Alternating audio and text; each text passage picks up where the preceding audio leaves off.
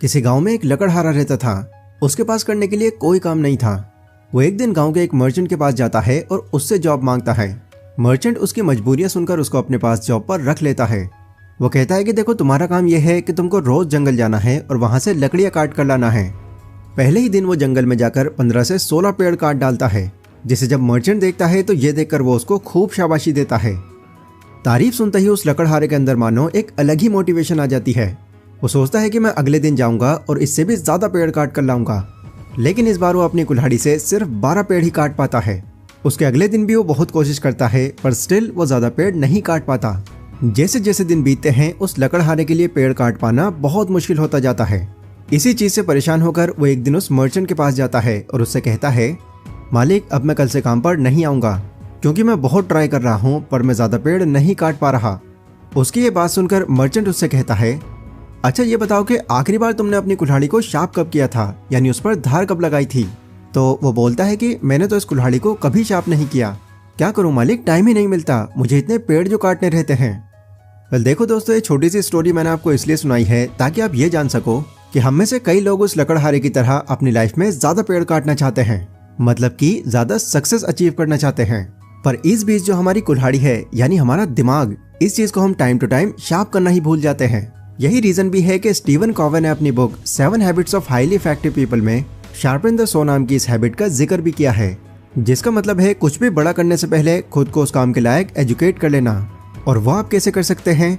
वो कर सकते हैं आप जितना हो सके खुद पर इन्वेस्ट करके, फिर चाहे वो पैसों के थ्रू हो या टाइम के थ्रू हो।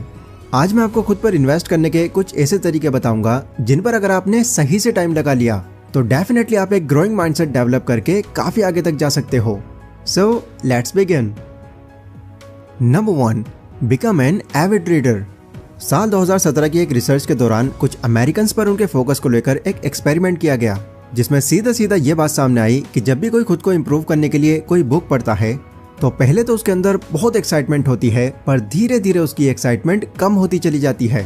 फिर जहां वो पहले पूरे फोकस के साथ 1-2 पेजेस भी पढ़ लेते थे, बाद में वो भी नहीं पढ़ पाते। एंड सरप्राइजिंग बात यह है कि अब सिर्फ ये अमेरिकन पर ही नहीं बल्कि लगभग हर कंट्रीज के लोगों पर अप्लाई होती है। लोग खुद को ग्रो करने का सोचते तो बहुत हैं, पर एक्चुअल में जब वो उस रास्ते पर चलते हैं तो इतनी जल्दी वो इस सब से खुद को बोर कर लेते हैं जिसकी कोई हद नहीं।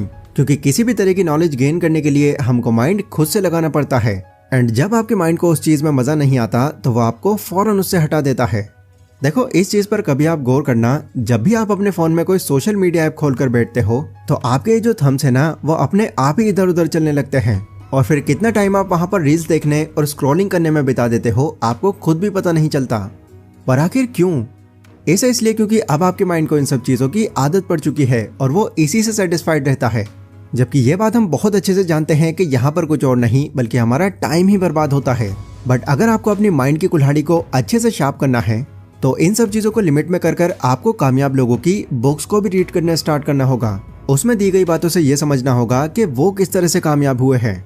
देखो, मैं ये बिल्कुल नहीं कह रहा कि आप कोई बुक लो और उसको पहले पेज से स्टार्ट करके पढ़ते चले जाओ। यकीन मानना, अगर ये गलती आपने शुरू में कर दी तो आप कितनी भी इंटरेस्टिंग से इंटरेस्टिंग बुक ले आना, आप उससे भी बोर हो जाओगे। सबसे पहले तो आपको ये सोचना होगा कि अभी जो आपकी सिचुएशन है उसमें कौन सी बुक आपको सूट करेगी। क्या आप कोई बिजनेस शुरू करना चाहते हैं, कर्ज दूर करना चाहते हैं, स्टॉक मार्केट सीखना चाहते हैं, ऑनलाइन पैसा कमाना चाहते हैं, या फिर कोई और नीड है आपकी?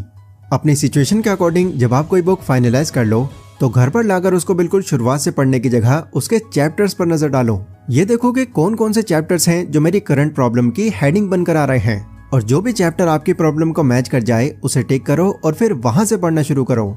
जब आप अपनी सिचुएशन से रिलेटेड कोई चैप्टर पढ़ोगे तो मैं गारंटी देता हूँ कि किसी भी तरह की बुक से आप बोर नहीं हो सकते। Number 2. Learn how to invest. लोगों के साथ में सबसे बड़ी दिक्कत होती है कि अगर वो किसी चीज को सीखने का सोचते भी हैं तो स्टार्टिंग में ही वो अपने आप को बहुत ज्यादा कंफ्यूज कर लेते हैं। वो ये समझ ही नहीं पाते कि किस चीज से शुरुआत करें जो उनको ज्यादा बेनिफिट मिले। तो देखो, अगर आप अपनी 20s में हैं तो सबसे इम्पोर्टेंट आपके लिए अभी इन्वेस्टिंग के बारे में सीखना है। क्योंकि चाहे आप किसी भी फील्ड से हो, अगर आपको अपनी लाइफ में एक बड़े मुकाम पर पहुंचना है तो अपनी कमाई का कुछ पैसा आपको इन्वेस्ट भी करना होगा, क्योंकि इन्वेस्ट किया हुआ पैसा ही आपको अनलिमिटेड पैसे बनाकर देता है। वैसे तो किसी भी तरह की इन्वेस्टमेंट करने के लिए आपके पास 1 या 2 नहीं बल्कि ढेरों रास्ते हैं, पर सबसे ज्यादा रिटर्न पाने का तरीका जो हमेशा चर्चों में रहता है दैट इज स्टॉक मार्केट।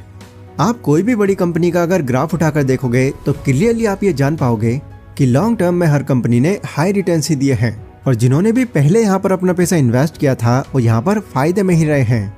पर स्टिल ये ग्राफ देख लेने से हम यहाँ पर होने वाले रिस्क को नजरअंदाज नहीं कर सकते। भले ही कोई कंपनी लॉन्ग टर्म में कितना ही अच्छा क्यों न कर जाए, पर शॉर्ट टर्म में ये अप एंड डाउन होती ही रहती है।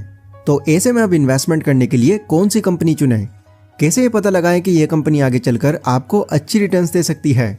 इन सभी तरह के सवालों को ध्यान में रखते हुए यंग जनरेशन के लिए एक बहुत ही कमाल का कोर्स बनाया गया है जिसका नाम है A to Z stock market for beginners.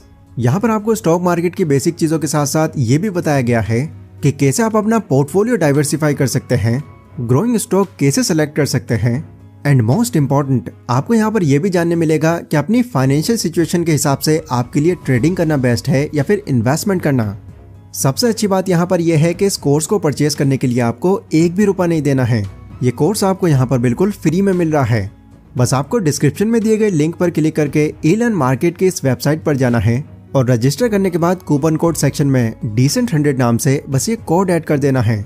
Then ये ऐड करते ही ये कोर्स आपके लिए बिल्कुल फ्री में ओपन हो जाएगा। पर याद रहे कि ये ऑफर सिर्फ कुछ महीनों के लिमिटेड टाइम तक के लिए है, इसलिए जल्दी जाएं और इस कोर्स की नॉलेज को पहले ही एक्वायर कर लें। Number 3, expand your network. Networking आज के टाइम में एक ऐसी चीज बन गई है जिसको बिल्कुल नजरअंदाज नहीं किया जा सकता। लिंक्डइन के एक सर्वे के अकॉर्डिंग 85% लोगों को जो जॉब मिलती है वो इसलिए मिल पाती है क्योंकि उनमें लोगों को जोड़ने की एक स्किल होती है। अगर सोचकर देखो तो लोगों के फेमस और कामयाब होने का सीधा कनेक्शन नेटवर्क से ही है। कोई भी सेलिब्रिटी, पॉलिटिशियन या किसी भी बड़े बिजनेसमैन को आप उठाकर देख लो, वो इसीलिए ज्यादा पावर में है क्योंकि उनके पास एक नेटवर्क है। इसलिए सिर्फ अपने फ्रेंड सर्कल तक सीमित रहने की जगह अगर आप इससे बाहर निकलकर नए लोगों से इंटरेक्ट करते हो तो उनको अपनी क्वालिटीज दिखाकर आप आसानी से उनको अपने साथ जोड़ सकते हो। एक चीज मैं पहले ही क्लियर कर दूं कि यहाँ पर मैं किसी भी वेस्टेज कंपनी के नेटवर्क की बात नहीं कर रहा। मैं उस टाइप के नेटवर्क की बात कर रहा हूँ जिसमें लोग आपको देखना चाहते हैं, आपको सुनना चाहते हैं, आपका कोई प्रोडक्ट या सर्विस इस्तेमाल करना चाहते हैं। और इसके लिए कई सारे प्लेटफॉर्म्स भी मौजूद हैं जहाँ पर लोग ऑलरेडी ये सब कर रहे हैं। कोई इंस्टाग्राम रील्स बनाकर नेटवर्क बना रहा है, कोई यूट्यूब वीडियोस बनाकर, तो कोई गेम वगैरह डेवलप करके। तरीका या प्लेटफॉर्म आपका चाहे जो भी हो, बट जब आपके पास एक नेटवर्क होता है तो किसी भी तरह की कामयाबी तक पहुंचने का आपका रास्ता बहुत आसान हो जाता है। इसलिए फ्री होकर टाइम पास करने की जगह आपको एक नेटवर्क कैसे बनाना है ये जरूर सीखना चाहिए। आपको खुद को एक्सप्लोर करके ये देखना चाहिए कि आप खुद की ऐसी कौन सी क्वालिटी लोगों के सामने रखें कि वो आपसे इन्फ्लुएंस हो जाएं। बाकी इसके ऊपर अगर आप एक वीडियो चाहते हैं तो मुझे कमेंट करके बता देना, मैं एक डिटेल्ड वीडियो बना दूंगा। Number 4, set daily and weekly goals. ये बात शायद आपको थोड़ी कड़वी लग सकती है, बट अगर आपकी एज 20 से 30 साल के बीच में है और इस एज में अगर आप अपना फ्री टाइम ऐसे ही बर्बाद कर देते हो तो इसका सीधा सीधा मतलब है कि आपने अपने फ्यूचर के लिए अब तक कुछ भी नहीं सोचा है और आप पूरी तरह से दूसरों पर डिपेंडेंट हो, जो शॉर्ट टर्म में हो सकता है आपको अच्छा comfort they they, but long term में जब आपके पास ज्यादा टाइम नहीं बचेगा तो मजबूरन हमेशा फिर आपको अपनी जिंदगी उन कामों को करने में बितानी होगी जो दूसरे आपसे करवाना चाहते हैं, क्योंकि इसके अलावा आपके पास फिर कोई और रास्ता नहीं होगा। इसलिए पहले ही अपनी इस हैबिट में सुधार ले आओ और खुद के लिए गोल सेट करो। नहीं वो 10-20 साल बाद वाले गोल्स नहीं, बल्कि इतने छोटे छोटे पार्ट्स में अपने गोल को बांट लो जो आपको करने में भी मजा आए। जैसे फॉर एग्जाम्पल, अगर आपको अगले 1 साल में कोई प्रोग्रामिंग लैंग्वेज सीखनी है तो ये सोचने के बजाय कि ये आपको 1 साल के अंदर सीखनी है, आप सिर्फ 1 हफ्ते का टारगेट सेट करो और उसमें आप ये सोचो कि 1 हफ्ते के अंदर आपको इसको कितना टाइम देना है। मान लेते हैं आपने इस काम को करने के लिए टोटल 7 घंटों का टाइम सेट किया है, तो इस हिसाब से एक दिन में अब यहाँ पर आपको सिर्फ 1 घंटा ही देना है। एंड इस एक दिन के 1 घंटे को भी आप अपने गोल की तरह देखो। यहाँ पर आप ये एक्सक्यूज नहीं दे सकते कि आपको टाइम नहीं मिल पाता। एक ऑन एन एवरेज इंसान हर दिन अपने लगभग 2 से 4 घंटे फोन यूज करने में बिता देता है, तो किसी ऐसी चीज पर 1 घंटा देना जो आपके करियर तक को बना सकता है, इसमें कोई बहाना नहीं होना चाहिए। तो ये थी गाइस वो 4 चीजें जिन्हें फ्री टाइम में कंसिडर करके आप अपने टाइम को यूटिलाइज करना सीख सकते हो। ये वीडियो अगर आपको पसंद आई हो तो इसको लाइक जरूर करें। एंड नीचे डिस्क्रिप्शन में मैंने स्टॉक मार्केट के कंप्लीट कोर्स का लिंक दिया हुआ है।